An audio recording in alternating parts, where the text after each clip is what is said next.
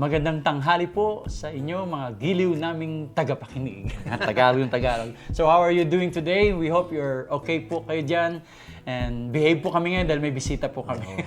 So let us pray and let's come to the Lord. Yes, okay. Father, we thank you again for this day. Salamat po, Panginoon, once again that we can hear your word, Lord God, and speak to us, Lord God. Again, we give you glory, we give you honor and praise. In Jesus' name, Amen. Amen. Good afternoon. Ang title po ng ating devotion is The Pug Ayan. and the Aircondition. Pug and the Aircondition. Basahin po natin Genesis chapter 13, verse 10 hanggang 18. Lot took a long look at the fertile plains of the Jordan River. Si Lot po yung pamangkin ni Abraham. Well watered everywhere. This was before Jehovah destroyed Sodom and Gomorrah. The whole section was like the Garden of Eden, or like the beautiful countryside around Zoar in Egypt. So that it was Lot chose the Jordan valley to the east of them. He went there with his flocks and servants, and thus he and Abraham parted company. For Abraham stayed in the land of Canaan, while Lot lived among the cities of the plain. Setting at a place near the city of Sodom, the men of this area were usually wicked and sinned greatly against Jehovah. After Lot was gone, the Lord said to Abraham, "Look as far as you can see in every direction, for I am going to give it all to you and your descendants. And I am going to give you so many descendants that, like the dust, they can't be counted. Hike in all the directions and explore the new possessions I am giving you." Then Abram moved his tent to the oaks of Mamre near Hebron and built an altar to Jehovah there. Now, here's my take on it. We have a dog. Her name is Hershey. She is a pug, with an attitude. At night, she chooses the room that has the suitable condition that makes her comfortable. She usually sleeps with our daughter because it's her dog. But one day, our other dog, chewed the electric cord of the air condition in our daughter's room. So for the meantime, they are not using it. For the past 2 nights, Hershey would knock on our door and ask politely if she can sleep with us because our air condition works. It's quite funny to see that a dog knows what room will be suitable for her needs, just based on a gut feeling or a dog feeling. In our Bible reading today, we see Lot choosing land that he thought would bless him and his family, but later turned out to be a curse. We need to trust our gut feeling, or in other words, the nudge of the Holy Spirit when making choices in life. These choices can be a career decision, maybe choosing a would-be husband or wife, or even a physical choice like where you would live or where the location of your business will be, or even the choice of your friends. All of these choices can either make you or break you. Much like Lot, his choice of land was certainly good to the eyes and was looked like it would be a blessing, yet proved to be a curse in both his and his family's life later in the future. Let us learn to dig deep when we make decisions. Amen. And so that these choices we make will bring us closer to where God wants us to be rather than away from his will. Like Hershey, listen to your dog feeling and choose a place in the end will be a blessing from God and not a curse. Keep the faith, God is and will always be good. So yung kwento po, yung pag namin yan, yung pag.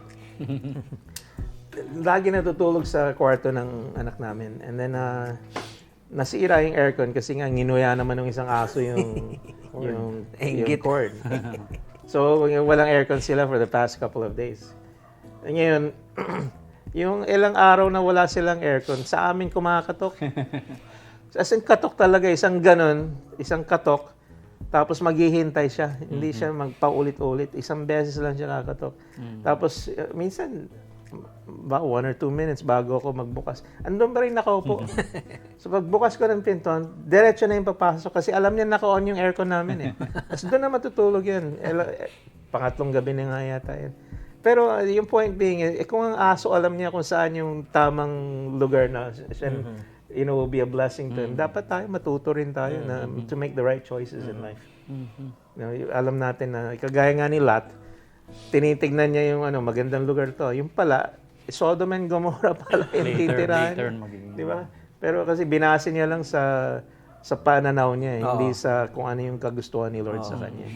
Dapat matuto tayong may dog feeling, may gut feeling, yung nudge of the Holy Spirit when we make decisions. I think one of the reasons why we make mistakes in decision making is when we make quick decisions. Yun, tama. Na we don't make time enough to think, to pray it through, to talk to God about it, and to look at the pros and cons and all that.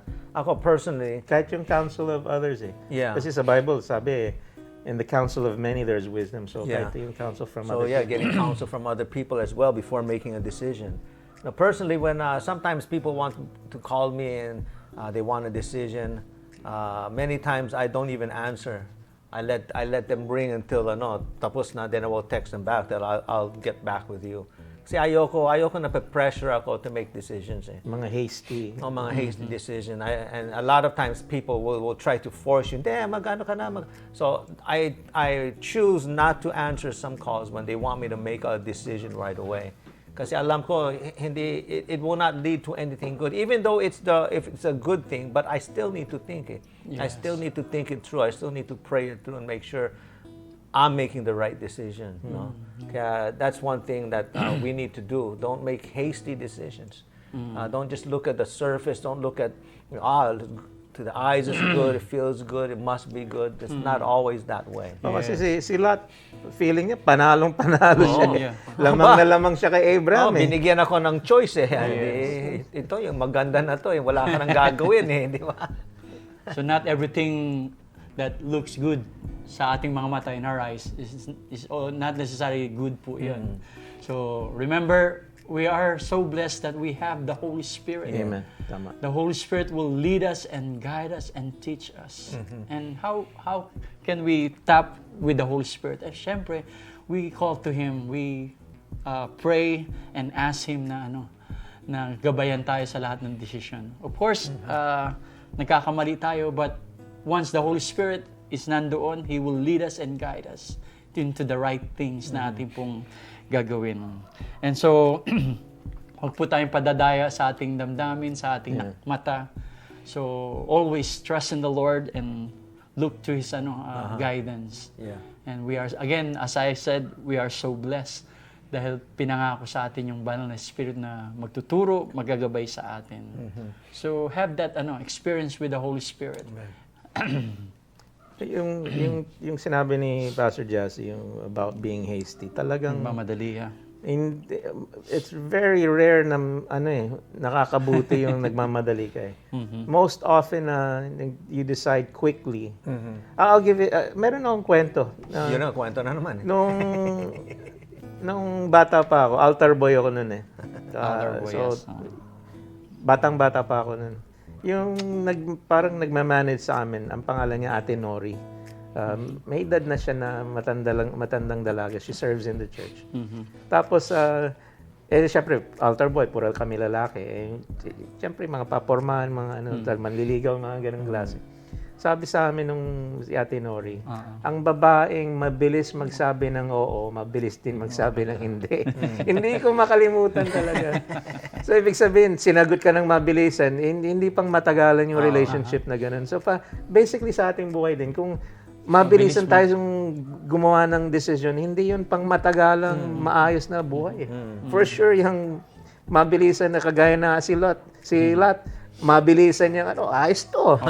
Hindi nag-isip Nag-isip, wala naman. Tapos ngayon, yung asawa niya, naging bato na pillar of salt. Tapos yung mga anak niya, gustong gahasain ng mga masamang espiritu. Tapos kung ano-ano nangyari. Dahil hindi niya inisip could you look at what happened in Lot. Parang akala mo, decision lang yan ng magandang ng lupa. Hindi buhay pala yung katapat nun. Diba? Akala mo halaman lang yung pag-usapan, yung kung saan magiging maganda yung kanyang mga flock.